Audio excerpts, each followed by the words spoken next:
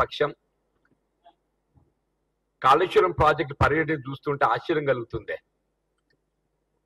అంటే వాస్తవంగా చేసే తప్పులన్నీ చేసి వీళ్ళ తప్పులు కనబడకుండా అంటే వాస్తవంగా ఏదైతుందో అదే తుమ్మడి ఎట్టి వద్ద బ్యారేజీ నిర్మాణం చేయగలిగినట్టయితే కేవలం ఒక్క లిఫ్ట్ తో మాత్రమే మనకి ఎల్లంపల్లికి నీటిని తరలించుకునే అవకాశం ఉండగా ప్రాణహిత చెవెళ్ల ప్రాజెక్టును రీడిజైన్ అనే నెపంతో ఏదైతున్నదో 100 మీటర్ల దిగువకు తరలించి వీళ్ళ మీరు 3 లిఫ్ట్లు మేడిగడ్డ గాని అన్నారం గాని సుందిల్ల గాని 3 లిఫ్ట్ల ద్వారా కేవలం 38,000 కోట్లతో నిర్మాణం పూర్తయ్యేటువంటి ఒక ప్రాజెక్టే 1,20,000 కోట్లకు అంటే ఒక విధంగా ఇవాళ తెలంగాణ రాష్ట్రం అప్పులకు నెట్టబడడం జరిగిందంటే దాని కేసీఆర్ గారి నైతికంగా బాధ్యత వహించాలని చెప్పంటున్నాను.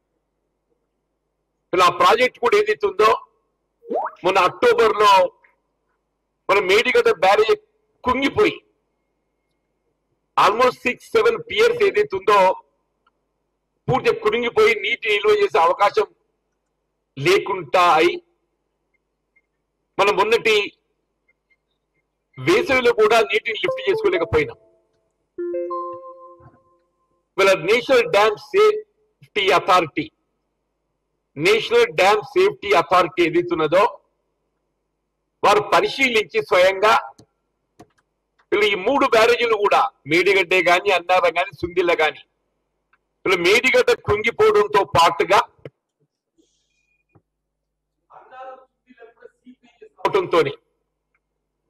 ఈ 3 కూడా నీటిని నిల్వ చేయకూడదు,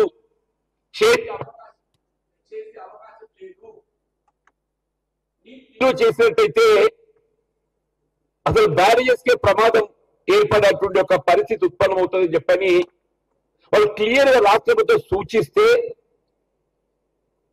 ఇవాళ అందులో మీరు కన్నెపల్లికి వెళ్ళి వాటర్ లిఫ్ట్ చేయొచ్చు కదా.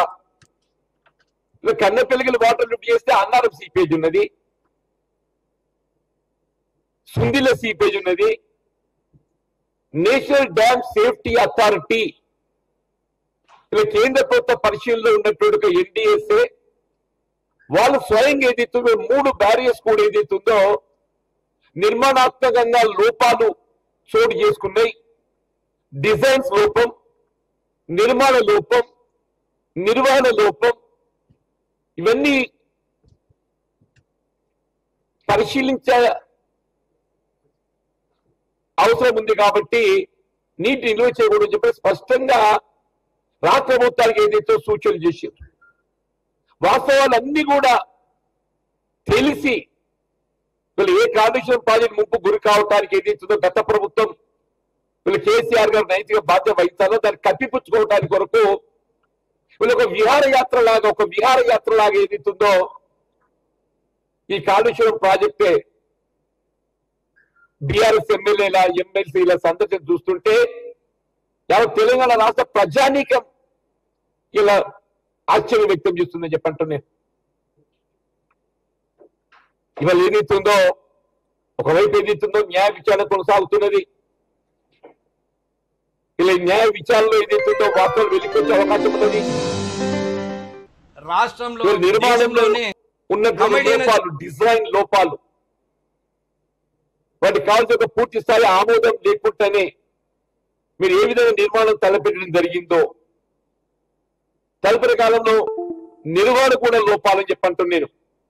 నిర్మాణ లోపం ఇవన్నీ కప్పిపుచ్చుకోవడానికి కొరకు ఏదైతే అటు న్యాయ విచారణ కమిషన్ ఏదైతుందో కొనసాగుతున్నది.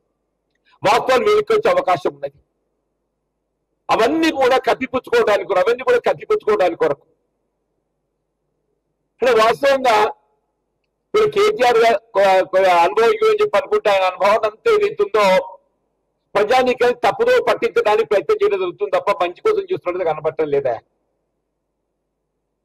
నేషనల్ డ్యామ్ సేఫ్టీ అథారిటీ నీటిని నిల్వ చేసే అవకాశం లేదు, చేస్తే ప్రమాదం పొంచి ఉన్నది, చేయకూడదు అని చెప్పని రాష్ట్రంలో సూచన చేసిన తదుపరి ఏ విధంగా కన్నెపల్లికి లిఫ్ట్ చేస్తారా? ఇది వాస్తవం కాదని చెప్పంటాను నేను. వాటర్ లిఫ్ట్ చేసే అవకాశం ఒకే ఒకటి, రేపు ఎల్లంపల్లికి వెళ్ళి లిఫ్ట్ చేసే అవకాశం మాత్రం ఉన్నది. ఇప్పుడు ఎల్లంపల్లిలో దాదాపు 15 TMT నీరు చేరుకున్నది. వీళ్ళు ఎగువ ప్రాంతం వీళ్ళ రైతాంగాన్ని ఆదుకోవటానికి కూడా తప్పకుండా రాష్ట్ర ప్రభుత్వం ఏదైతుందో ఎల్లంపల్లికి వెళ్ళి నీటిని తరలించేటువంటి ఒక మరి చర్యలు చేపడుతుందని చెప్పి నేను ఆశిస్తున్నాను చెప్పంటారు. ఎందుకంటే ఇప్పుడు 15 TMC, మరి capacity is about 24 to 25 TMC.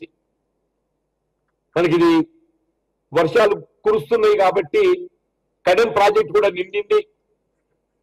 SRSP still at to fill it. కాబట్టి ఏదైతుందో ఏది ఎట్లున్నా కానీ మనకున్న ఒకే ఒక అవకాశం ఎల్లంపల్లికి నీటిని తరలించటం. తప్పకుండా తెలంగాణ రాష్ట్ర ప్రభుత్వం ఏదైతున్నదో ఇవాళ నీటిపారుదల శాఖ ఎల్లంపల్లికి వెళ్ళి నీటిని తరలించడానికి ఉన్నటువంటి ఒక అవకాశాలను మీరు పరిశీలించి ఎల్లంపల్లికి నీటిని ఎగువ ప్రాంతానికి మీకు మిడ్మానర్కే కానీ ఎల్ఎండికే కానీ ఇంకెగువ ప్రాంతానికి మల్లన్న సాగరే కానీ అవసరం మేరకు ఏదైతే తరలించే అవకాశాన్ని పరిశీలించండి. మన ముందు ఉన్నటువంటి ఏకైక ప్రత్యామ్నాయం ఎల్లంపల్లికి తరలించడం తప్ప వేరే మార్గం లేదు.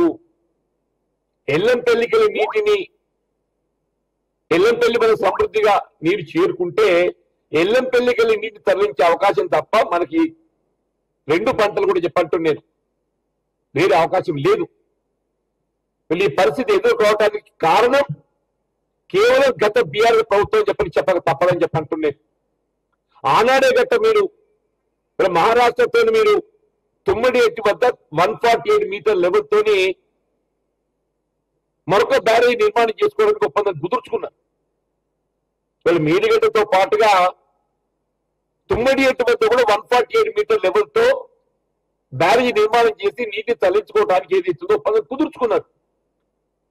మరి అటువంటి యొక్క తుమ్మడి ఎట్టి బ్యారేజ్ నిర్మాణం తలపెట్టలేకపోవడానికి కారణం ఏంటి? తుమ్మడి ఎట్టి వద్ద గట్ట బ్యారేజ్ నిర్మాణం చేస్తే మీ మేడిగడ్డ వట్టిపోతుంది. తుమ్మడి ఎట్టి వద్ద ఏ 148 మీటర్ లెవెల్ తో మనం బ్యారేజ్ నిర్మాణం చేసుకున్నా కానీ almost 8 months in the year, 12 మాసాలలో 8 మాసాలు నీరు పొందే అవకాశం ఉందని చెప్పంటున్నాయి. తుమ్మడి ఎట్టి కాలువలు కూడా మనం తవ్వుకున్నాం. అఫ్ కోర్స్ కాలువలు 152 మీటర్ లెవెల్ డిజైన్